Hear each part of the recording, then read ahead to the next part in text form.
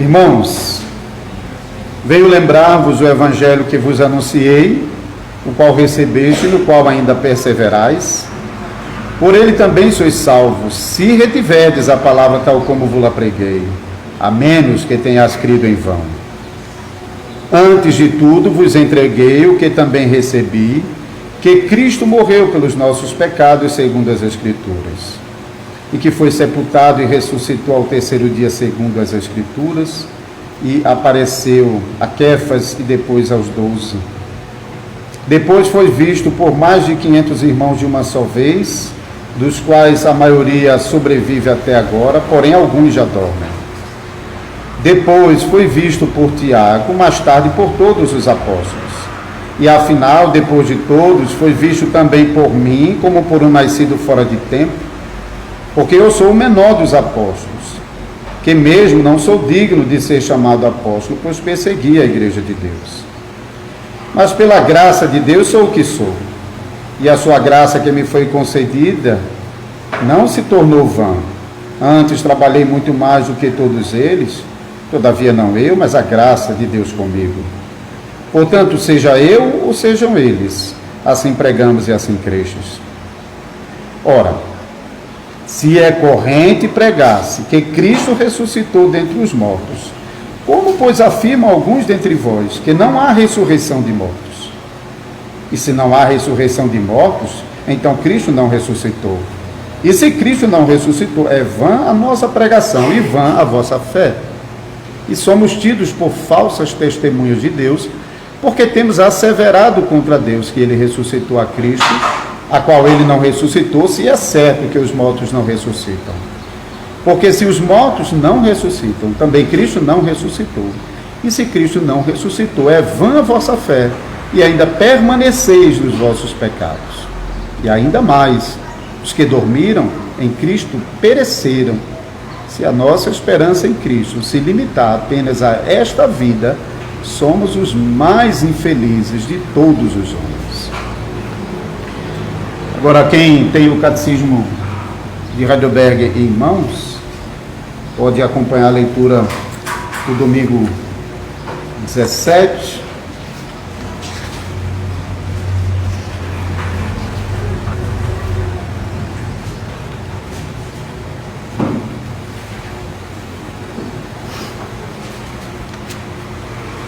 Pergunta e resposta 45. Como somos favorecidos com a ressurreição de Cristo? Primeiro, pela ressurreição, Cristo venceu a morte para nos tornar participante da justiça que ele conquistou para nós pela sua morte. Segundo, pelo seu poder, nós também somos ressuscitados para uma nova vida. E terceiro, a ressurreição de Cristo é para nós a garantia da nossa ressurreição gloriosa. Vamos orar nesse momento, vamos pedir a ajuda do Senhor durante a pregação. Senhor Deus, mais uma vez nós pedimos a Tua ajuda, porque sem a Tua graça e a obra do Espírito Santo, ainda que entendamos a Tua palavra, não será suficiente para transformar as nossas vidas, para conquistar o nosso coração, para desfazer o falso ensino. Nós precisamos que o Senhor nos auxilie. Auxilie o Teu servo que vai transmitir a pregação, mas também o Teu povo que está aqui ouvindo e acompanhando também de casa. E também nas igrejas de Jesus Cristo, onde o Evangelho está sendo proclamado nessa manhã de domingo. Abençoa os ministros de Cristo e abençoa a Tua igreja espalhada. E faz com que esse momento precioso seja de fato uma bênção para nós. Em nome de Jesus Cristo nós choramos. Amém.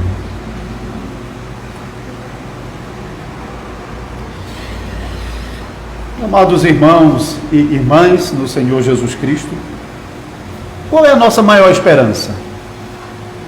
Não é que no final das contas nós vamos para o céu e vamos viver eternamente com o nosso Salvador? Mas essa esperança está decididamente fundamentada na doutrina da ressurreição. Sem ressurreição, não tem essa esperança. Sem ressurreição, não há esperança de um céu, de uma nova vida, de desfrutar eternamente com o nosso Salvador Jesus Cristo. Por isso, com base no texto de 1 Coríntios 15, nós ouviremos uma pregação nessa manhã, na qual Cristo nos promete e garante a nossa ressurreição por meio da sua própria ressurreição. Quando a esperança da igreja de Corinto foi afetada por causa dos ataques à doutrina da ressurreição, o apóstolo Paulo, que esteve durante muito tempo pregando nessa igreja e edificando essa igreja com a palavra de Deus, ele se esforçou muito para fortalecer a fé dos irmãos coríntios e de muitas maneiras. E aqui no capítulo 15 ele faz esse esforço também para fortalecer a fé dos irmãos quanto à doutrina da ressurreição. Podemos perceber como o apóstolo Paulo coloca a doutrina da ressurreição não como uma doutrina secundária. Não é que eu posso talvez não acreditar na ressurreição, mas isso é uma coisa secundária que não vai afetar a minha salvação. Não é assim que o apóstolo está tratando a doutrina da ressurreição. Preste atenção nos primeiros versículos. Irmãos, venho lembrar-vos o evangelho que vos anunciei, o qual recebeste e no qual ainda perseverais. Por ele também sois salvos, se retiverdes a palavra tal como vos-la preguei, a menos que tenhas crido em vão. Antes de tudo vos entreguei o que também recebi, que Cristo morreu pelos nossos pecados segundo as Escrituras, e que foi sepultado e ressuscitou ao terceiro dia segundo as Escrituras. Morte, sepultamento, ressurreição e a manifestação de Cristo são aspectos da doutrina que domina o Evangelho e na qual está fundamentada a nossa promessa de vida eterna. Então, o núcleo do Evangelho está a morte e ressurreição de Cristo Jesus. Sem confessar essas verdades conjuntas, o apóstolo está dizendo, não há salvação. Então, não é um julgamento da igreja, não é um julgamento do pastor, é a própria palavra de Deus que está dizendo, não há salvação. E não se trata aqui de uma questão secundária. Notem que, por causa dessa importância em confessar a ressurreição de Cristo, que Cristo levantou dos mortos e foi visto por muitos, o apóstolo Paulo então concentra o argumento em favor da ressurreição de Cristo exatamente no fato de que ele foi visto por muitas pessoas. Isso é o que nós estamos vendo nesses versículos seguintes. Então, da mesma forma que a morte e o sepultamento do Senhor Jesus Cristo foi testemunhado por muita gente, assim também a sua ressurreição foi testemunhado por muitas pessoas. Então o apóstolo Paulo passa a fornecer uma lista importante de testemunhos em favor da ressurreição de Cristo Jesus. O propósito do apóstolo aqui não é dar uma lista completa. Pode até ser que Jesus apareceu a muito mais pessoas do que nós temos registrado nas Sagradas Escrituras. Mas ele fornece uma lista importante que confirmam, sem nenhuma dúvida, que a ressurreição de Cristo é um fato histórico que foi verificado. Não é um fato histórico que apenas faz parte da proclamação da igreja, mas que foi verificado. Então, ele menciona em primeiro lugar Kéfas, no nosso português é Cefas, porque em português A gente usa muito o K, né? Agora na nova ortografia parece que já pode usar, talvez as novas Bíblias já trarão já.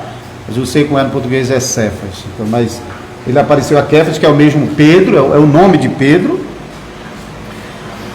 E Paulo começa citando Pedro, não porque Pedro foi a primeira pessoa que viu Jesus na ressurreição, porque nós sabemos que não foi. Nós sabemos, pelo relato dos evangelhos, que as primeiras pessoas que viram Jesus ressuscitado foram as mulheres, Maria Madalena e outras mulheres, que foram bem cedinho ao túmulo, e então ouviram primeiro as palavras do anjo, anunciando que Jesus tinha ressuscitado, e depois elas tiveram um encontro com o próprio Senhor Jesus Cristo. Mas Paulo está citando Pedro aqui, primeiro, para manter uma ordem das aparições de Cristo. Essa ordem está mantida aqui, a gente pode ver isso, mas também por causa da posição que o apóstolo Pedro tinha entre a liderança do povo de Deus naquele momento. Então, embora ele não tenha começado com as mulheres, ele começa com Pedro e mantém essa ordem das manifestações de Cristo. Nós não lemos nos evangelhos Jesus aparecendo a Pedro. Nós lemos que as mulheres, quando avisaram, Pedro e João correram para o túmulo, mas chegando lá viram o túmulo vazio. Mas não lemos sobre Jesus aparecendo a Pedro, exceto pela menção que os dois discípulos que estavam no caminho de Emaús fazem em Lucas, no capítulo 24, versículo 34. Lá eles mencionam que o Cristo que apareceu para eles em Emaús também já havia aparecido a Pedro. Então nós temos essa menção, embora não é registrado precisamente esse encontro, mas esse encontro com Pedro então era conhecido da igreja e também do apóstolo Paulo. E em seguida Paulo menciona que depois Jesus apareceu aos 12, ainda no versículo 5 ele apareceu aos 12, isso é, aos 12 apóstolos, porque existia uma multidão de discípulos, mas entre os discípulos Jesus havia separado 12 apóstolos, que seria sua testemunha. A palavra apóstolo significa enviados, aqueles que foram enviados particularmente com a missão de representá-los. Embora Jesus tinha muitos discípulos, os apóstolos de Cristo eram 12. Mas lembrem-se também que a altura em que Paulo está escrevendo essa carta, talvez no ano 51 da era cristã, Judas já estava morto. E lembre-se que Judas morreu antes mesmo de Jesus.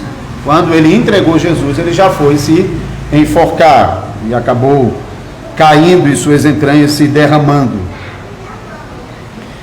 E lembre-se também que durante um certo tempo, o grupo dos 12 ficou com 11 apenas, hein? Desde que Judas morreu, até o momento em que Matias foi eleito como substituto de Judas, isso já bem próximo a Pentecoste. Então, desde a crucificação e a morte de Cristo e a escolha de Matias, o colégio dos 12 ficou restrito a 11 e não 12. Por isso, quando nós estamos lendo lá nos evangelhos, nós vamos ler sobre os 11, não sobre os 12. Mas quando Paulo está escrevendo, Paulo pode falar sobre apareceu aos 12, porque Matias, o substituto de Judas, ele foi escolhido justamente porque ele havia sido uma das testemunhas da ressurreição. Ninguém poderia ser apóstolo se não fosse testemunho da ressurreição de Cristo. Então, embora Matias não era um dos apóstolos, quando testemunhou da ressurreição, ele poderia ser um dos 500, por exemplo, ele foi escolhido para substituir Pedro como testemunha da ressurreição. Então, Paulo pode afirmar que Jesus apareceu aos 12, mas isso também pode indicar uma aparição posterior, embora nós não temos nada sobre isso nas Escrituras. Então, depois de ter aparecido às mulheres e a Pedro, durante aquele domingo, as mulheres logo cedinho, durante o dia, Jesus apareceu a Pedro, e no final da tarde, Jesus agora aparece aos demais apóstolos que estavam reunidos em algum lugar em Jerusalém. Mas é bom notar que nesse primeiro encontro registrado em João 20, 19, 23, Tomé não estava. Então, na verdade, o colégio dos 12 agora era o colégio dos 10, porque Tomé não estava. E um pouquinho antes disso, segundo o relato de Lucas 24, ainda naquela tarde, Jesus já havia aparecido a 2 desses 10, quando estavam no caminho de Emaús. Isso tudo aconteceu naquele primeiro domingo da ressurreição.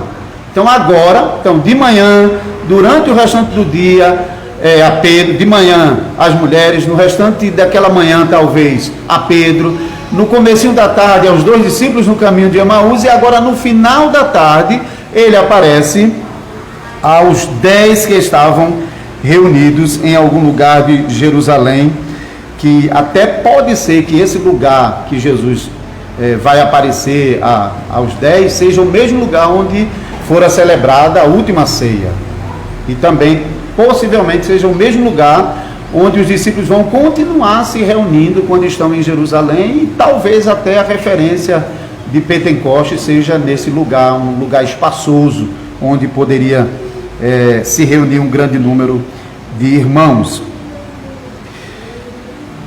Como Tomé não estava nesse primeiro encontro com os 10, o Senhor, então, misericordiosamente, reaparece no mesmo lugar, na mesma casa, no domingo seguinte, agora com a presença de Tomé. Então, agora aos 11, isso é João capítulo 20, versículo 24 a 29.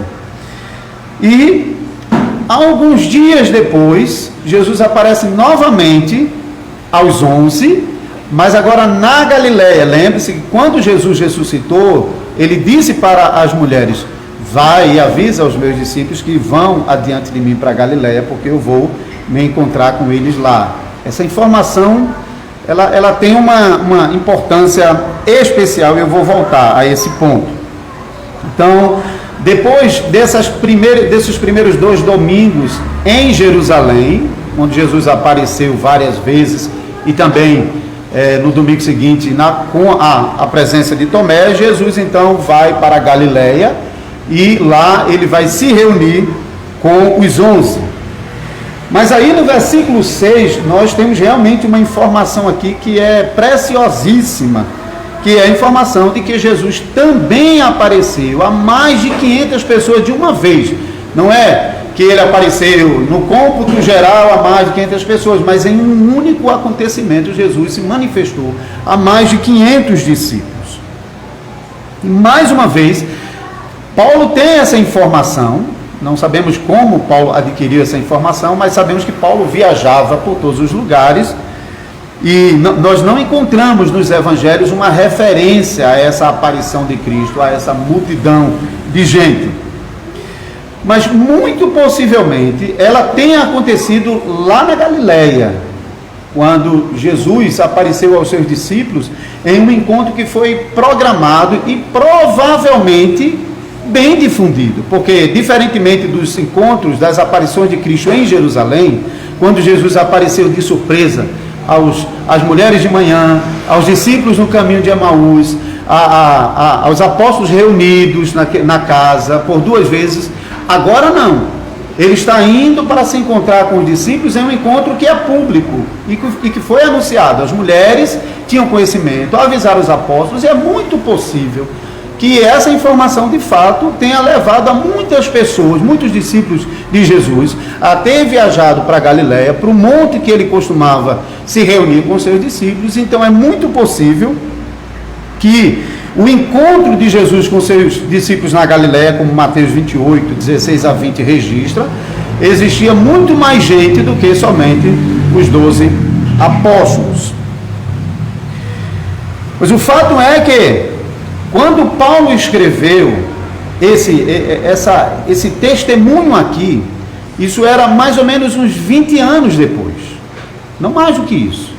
Ou seja, muitas daquelas mais de 500 pessoas ainda estavam vivos, até diz a maioria deles. Alguns já dormiam no Senhor, é a palavra que Paulo usa quando fala da morte dos crentes, não é um morrer, mas um dormir, um descansar.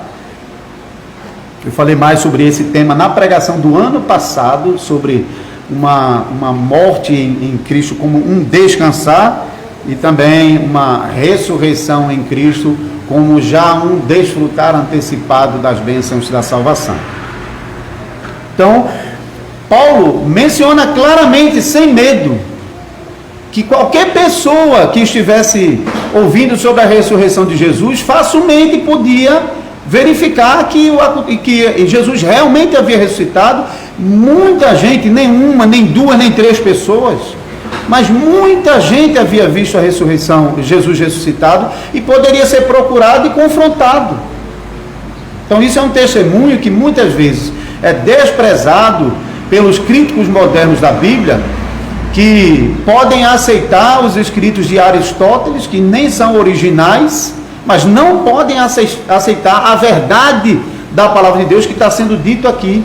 O que em qualquer critério de investigação não será desprezado, só é desprezado porque é a Bíblia quem está dizendo.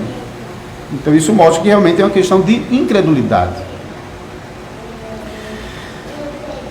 Paulo menciona ainda no versículo 7 que Jesus depois, então esse depois está sempre indicando a ordem em que as aparições estão acontecendo, em que depois ele apareceu também a Tiago e mais tarde por todos os apóstolos. Por todos os apóstolos já expliquei.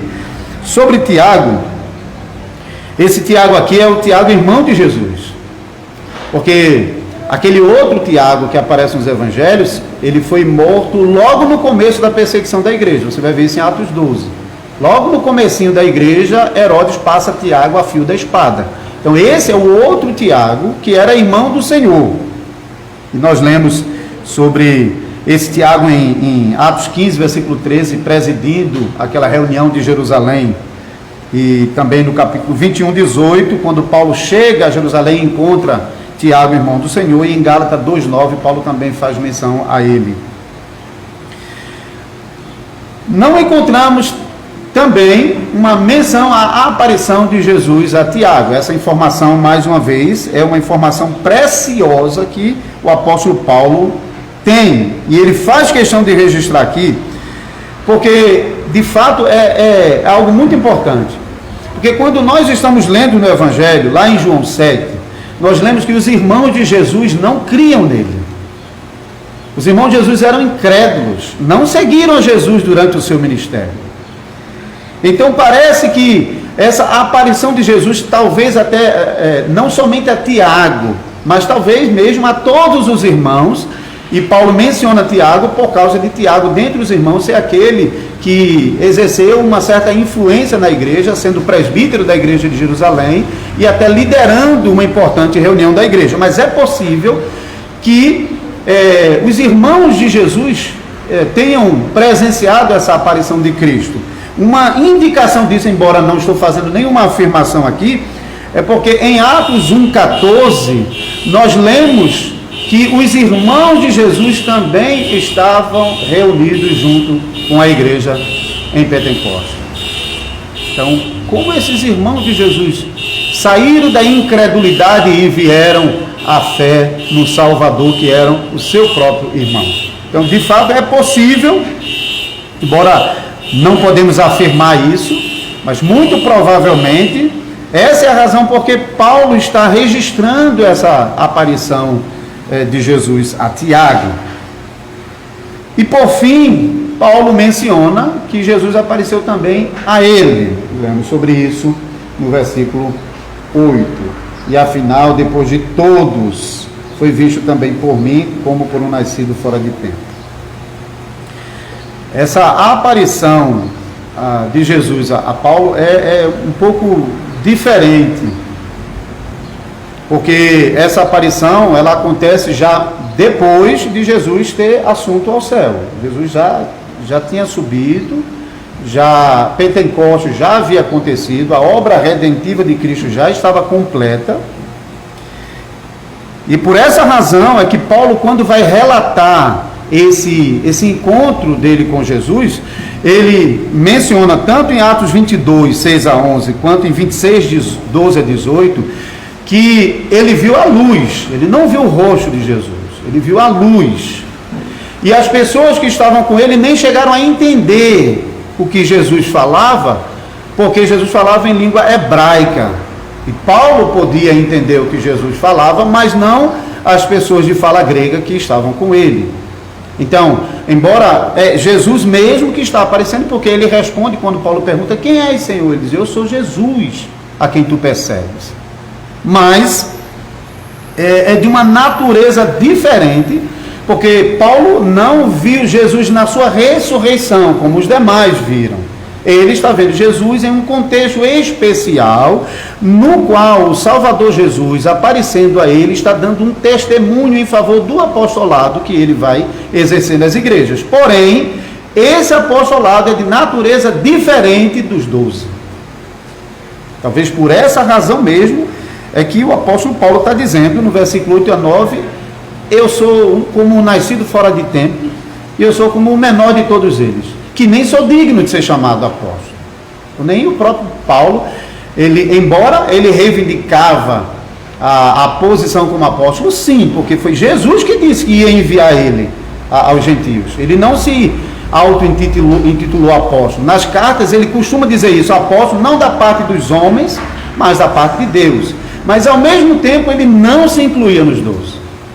Ele tinha consciência de que o colégio dos 12 estava fechado com o ingresso de Matias em lugar de Judas, mas que ele era um apóstolo, porque Deus quis fazer dele um apóstolo, deu testemunho disso, mas que ele era um apóstolo diferente dos demais. Apesar disso, apesar de não ser um dos 12 apóstolos, ele teve o privilégio de, entre os apóstolos, ser aquele que mais trabalhou, pelo menos para a evangelização do mundo gentílico.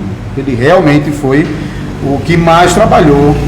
Ele fala isso no versículo 10, 11, e quando a gente lê o livro de Atos, você pode perceber uma divisão no livro de Atos, que é até o capítulo 10, até o capítulo 11, melhor dizendo, se não me engano, o Atos concentra sobre a obra dos discípulos, particularmente Pedro. Do capítulo 11 em diante, você vê uma concentração da narrativa de Atos dos Apóstolos sobre o apóstolo Paulo e a obra que ele estava realizando pelo mundo afora.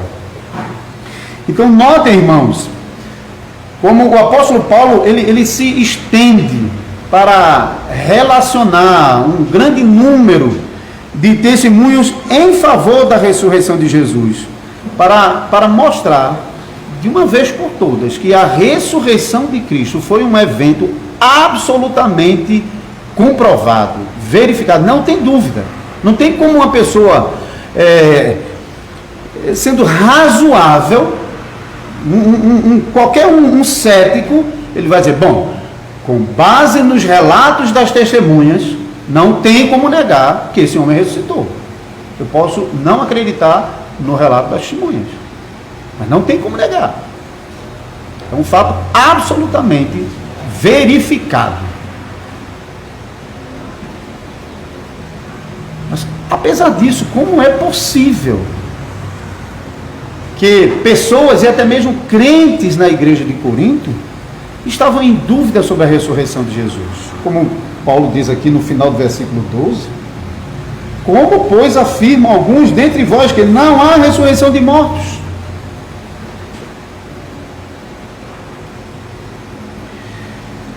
Nós sabemos, pelo próprio relato da Escritura, mas até mesmo fora dela, que no mundo grego, de influência grega, mas naquele momento o mundo romanizado, existia muita descrença quanto à ressurreição. Embora não completamente. Existia até uma divindade chamada ressurreição, Anastasis. Paulo, quando está lá no Areópago, pregando em Atos 17, e vocês, se vão ler o capítulo 17, vocês vão ver que as pessoas estão admiradas com o discurso de Paulo. Estão realmente, até o momento em que Paulo fala sobre a ressurreição de Jesus. Acabou, tá bom. Sobre isso a gente ouve em outro lugar, em outro momento, acabou. Porque, quanto a esse negócio de ressurreição, existia um ceticismo muito grande. E eles tinham uma deusa já para isso, a Anastasis, que é a palavra para ressurreição, algumas vezes, não sempre, mas é Anastasis. Então, se alguém tem o nome de Anastácia, já sabe de onde vem, né? Ressurreição. Então, entre os gentios, de tradição grega e romana, existe realmente muita dificuldade para eles aceitarem uma ressurreição. No máximo, eles podiam crer em uma reencarnação, porque isso você pode rastrear. A filosofia platônica tinha espaço para uma reencarnação. E Platão falava sobre a realidade das coisas não está nesse mundo, está no mundo das ideias, no mundo das formas. Como é que pessoas têm acesso ao mundo das formas? Por meio de morrer e sua alma ser elevada até o mundo das formas, onde ele pode presenciar a realidade das coisas. E então, ao reencarnar-se, ele traz consigo alguns insights dessa realidade e carrega isso. E eles diziam que isso acontecia particularmente com os filósofos. Os filósofos eram as pessoas que mais eram iluminados com a realidade das coisas. Então, uma reencarnação era até possível, mas ressurreição para eles era algo realmente inconcebível, não dava para aceitar, não.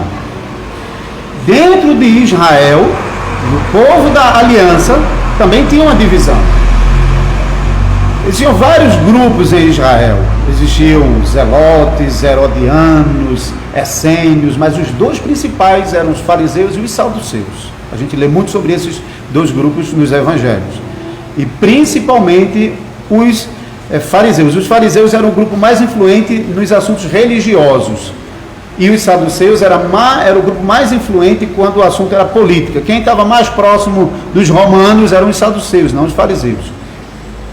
Então, os saduceus não criam em anjos, em espíritos e em ressurreição.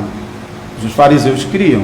E até nós lemos sobre um conflito sobre isso em Atos 23, quando estão lá discutindo lá e até se aproveitando dessa discussão com base no que Paulo estava ensinando. Então, um certo ceticismo quanto à ressurreição existia tanto dentro de Israel, do povo, da aliança, como fora.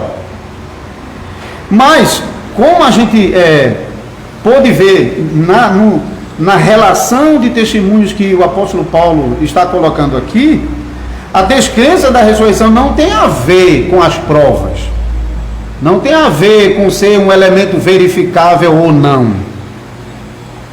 Porque, como a gente viu, a ressurreição de Cristo foi amplamente conhecido e testemunhado. E lembre-se também que quando Jesus ressuscitou e que a pedra do sepulcro foi removida e os soldados ficaram espantados e correram para relatar isso aos seus superiores, lembre-se que lá os judeus, preocupados que essa informação não se divulgasse, pagaram uma boa soma de dinheiro aos soldados para que eles mentissem e dissessem que os discípulos haviam vindo de noite e haviam roubado o corpo. Então, os judeus tinham testemunho de que não era isso, de que Jesus tinha ressuscitado. E eles conheciam a ressurreição, eles criam a ressurreição, pelo menos os fariseus criam. Mas apesar disso, eles estão lutando contra essa verdade para empurrar essa verdade para baixo. Que é isso mesmo que o pecador faz, e Paulo vai mencionar isso em Romanos 1. Em Romanos 1 ele diz que a verdade de que Deus existe, que é poderoso e sabe que governa o mundo, é auto-evidente. Todo pecador sabe disso. Nenhum pecador pode alegar que não crê absolutamente em Deus. Lá no fundo, no coração, existe aquilo que Calvino chamou de semente da religião. Está lá, não tem como você negar. Mas o que o homem faz? Ele quer realmente anular isso. Ele quer arrancar completamente de si essa verdade que está lá. E com base nessa verdade, o próprio Paulo diz em Romanos 1 que todo homem é indesculpável. Então, o problema não está na ressurreição de Cristo ter sido algo verificável, comprovado. De fato, a descrença, que nem é exclusivo do nosso tempo, porque hoje, no mundo fortemente influenciado pelas ciências modernas, de fato, e a gente vê isso particularmente nas universidades, às vezes é muito difícil para pessoas conceberem a ressurreição, porque não é uma coisa fácil. Talvez você olhar para um corpo que acabou de morrer, que está ali, você pensar naquele corpo voltar à vida já é estranho, mas vá lá, pode ser. Mas depois de milhares de anos, até as moléculas de átomos desse corpo, onde é que estão?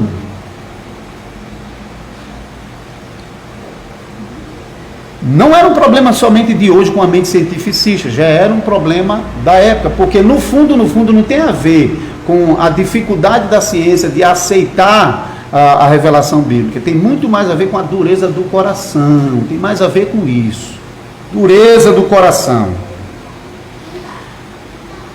A incredulidade do coração marca realmente a rejeição do homem a Deus e a sua revelação desde o princípio. Adão e Eva já mostram isso. O homem tinha tudo, mas rejeitou tudo, dando ouvido a Satanás, e o seu coração se tornou endurecido cada vez mais. O homem sem Deus duvidava e ainda duvida que os mortos possam ser ressuscitados. Mas isso não é novidade, porque se você for para outras áreas vai ser a mesma coisa. Eles não acreditam que o mundo veio à existência por um ato criativo de Deus. Eles não criam, eles vão inventar as suas teorias. Porque o problema está no coração não aceitar a verdade que já está revelada nas Sagradas Escrituras. Mas nós devemos crer e confiar que Deus tem poder para ressuscitar os mortos. E devemos crer e confiar que Ele vai fazer isso, irmãos. Ele vai fazer isso. Ele vai cumprir o que Ele prometeu.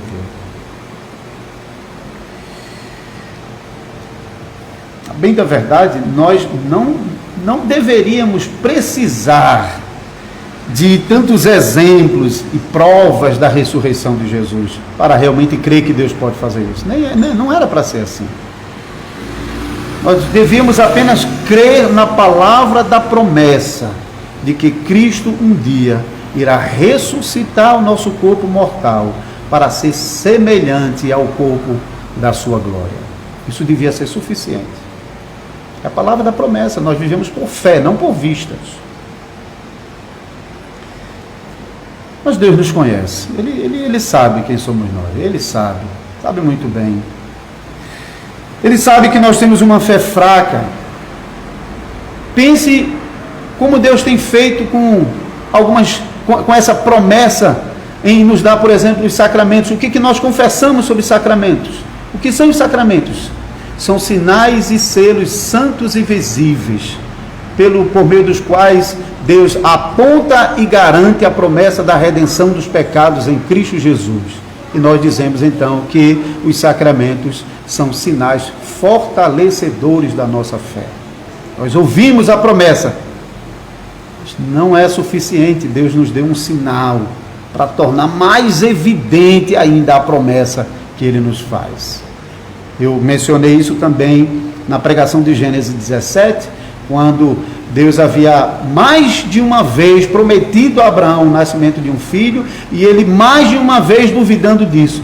No capítulo 17, ele mais uma vez faz a promessa e dá um sinal, para que toda vez que ele olhasse, ele se lembrasse da promessa. Isso é o significado de sacramento.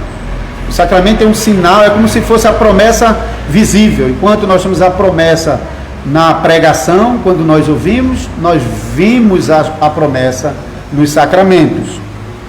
Então, o Senhor misericordiosamente também faz isso em outras doutrinas, nos dando testemunhos dessas doutrinas. Quanto à ressurreição, Ele nos dá testemunhos da ressurreição. Deveria ser suficiente a palavra da promessa, mas Ele sabe que nós somos fracos, a nossa fé é fraca, e então Ele nos deixou inúmeros testemunhos da ressurreição. Só no Novo Testamento nós temos 7 relatos de ressurreição, incluindo de Jesus. E temos mais 3 relatos de ressurreição no Antigo Testamento. Porque nós precisamos ler, meditar e relembrarmos que Deus realmente é poderoso para ressuscitar o pecador dos mortos e abraçar com confiança, com segurança, esta promessa. Porque no final das contas, irmãos, se não há ressurreição, o que eu estou fazendo aqui? E o que vocês estão fazendo aí sentado?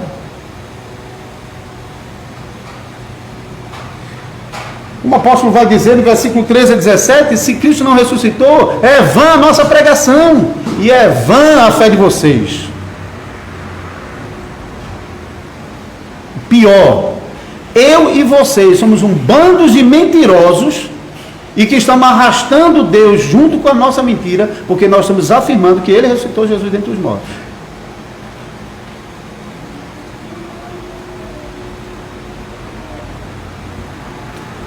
Se Jesus não ressuscitou, eu e você somos os mais miseráveis dos pecadores, porque a gente tomou uma decisão de deixar tudo para seguir a Cristo. E qual é a recompensa por isso? Ser abandonado na sepultura? Esquecido?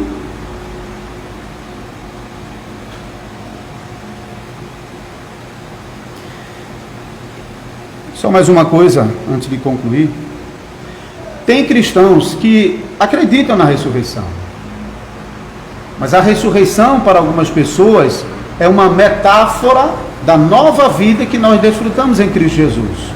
De fato, Cristo ressuscitou e nós também já ressuscitamos com Cristo, já estamos vivendo a nova vida, mas tudo é metáfora. Nos estudos da quarta-feira nós mencionamos que isso era o pressuposto preferido, e ainda é, dos liberais. Os liberais têm compromisso nenhum com a palavra de Deus, e para eles a Bíblia é só metáforas, é só instruções, só expressões de fé, só proclamação, que não precisam de realidades históricas. E aí eles negam os fatos históricos, especialmente os milagres, joga tudo no lixo. Por isso o livro que a gente está estudando tem um peixe sendo jogado no lixo. E peixe é símbolo do cristianismo, jogado no lixo, é exatamente o que estão fazendo.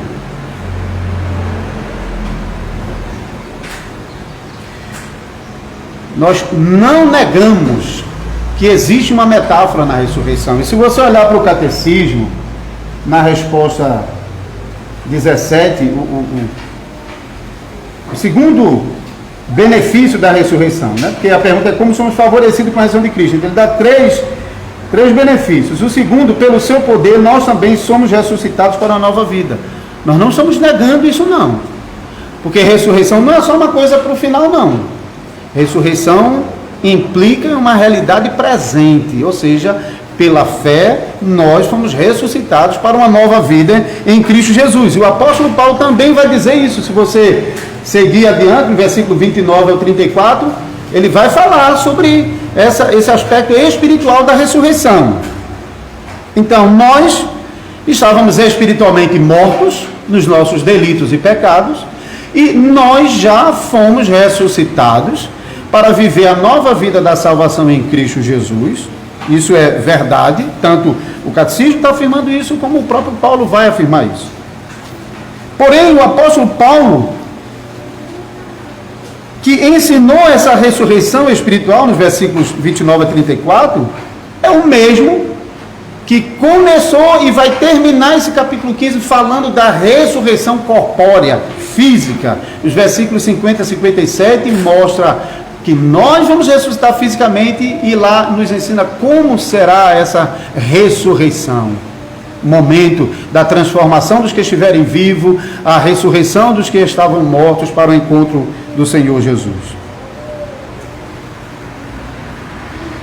Então, Paulo, que fala sobre o aspecto espiritual da ressurreição, que é o aspecto presente, não nega a promessa da ressurreição física, corpórea, que se dará no último dia, no dia de Cristo. Porque, até para Paulo aqui, negar a ressurreição é tornar vã a pregação, tornar vã a fé de vocês, tornar nós e Deus mentirosos, e nos deixar abandonados debaixo de condenação. Porque se Cristo não ressuscitou, Ele morreu de verdade? E se Cristo não morreu, como ele pagou os nossos pecados? Então, não há pagamento pelo pecado e nós continuamos debaixo de condenação. Negar as realidades históricas mexe nas doutrinas fundamentais do cristianismo. É o que tentam fazer também com Gênesis 1, ao dizer que a conversa de Eva com a serpente é só um mito, hein? É uma história contada para dizer como devemos entender que as coisas foram, mas o fato não aconteceu. Pode parecer atraente para alguns, porque às vezes, como é que pode a cobra falar, né? Mas negar a realidade daquela conversa é também negar a realidade dos resultados. Porque se a conversa não existiu, como os resultados podem ser verdadeiros? Se a conversa não existiu, então também a desobediência de Eva não existiu. E se não existiu desobediência, não houve pecado. E se não houve pecado, então o homem é bom, no final das contas. Que é exatamente isso que eles estão concluindo.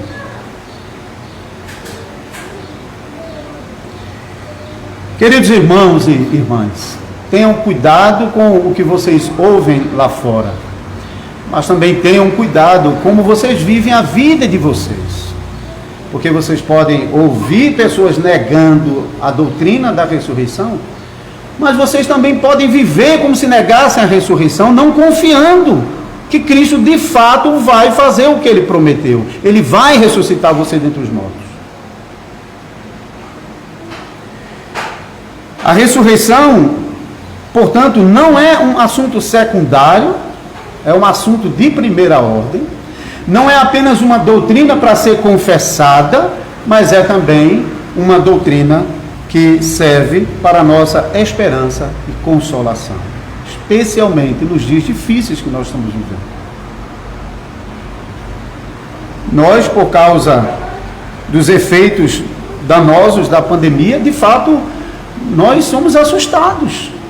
A morte está chegando mais perto da gente de uma maneira muito mais intensa do que isso estava acontecendo anteriormente. A morte sempre existiu, mas ela realmente está chegando bem perto da gente de modo assustador. Isso pode realmente levar os crentes a não pensarem nessa doutrina, não se consolarem com essa doutrina, e no seu desespero achar que essa doutrina pode parecer muito bonito aqui na pregação, mas não funciona na vida. E então, no seu desespero, eles acharam que não há solução para a sua morte, então tem que fazer de tudo para viver. Como se pudéssemos acrescentar aos nossos dias de vida um único dia. Não podemos. Por favor, não entenda que eu estou dizendo com isso que devemos ser negligentes quanto os problemas estão acontecendo, porque nós temos uma responsabilidade de cuidar de nós mesmos e dos nossos próximos.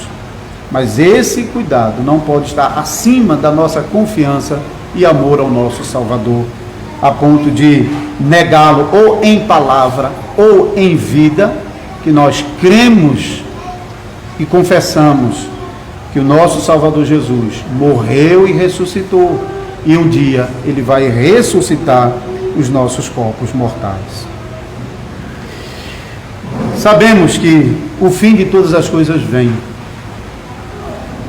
mas estejam absolutamente certos e seguros, e assim como Deus ressuscitou a Jesus Cristo dentre os mortos, Ele também vai nos ressuscitar para vivermos eternamente com o nosso Salvador. Só temos que esperar pelo último dia. Amém.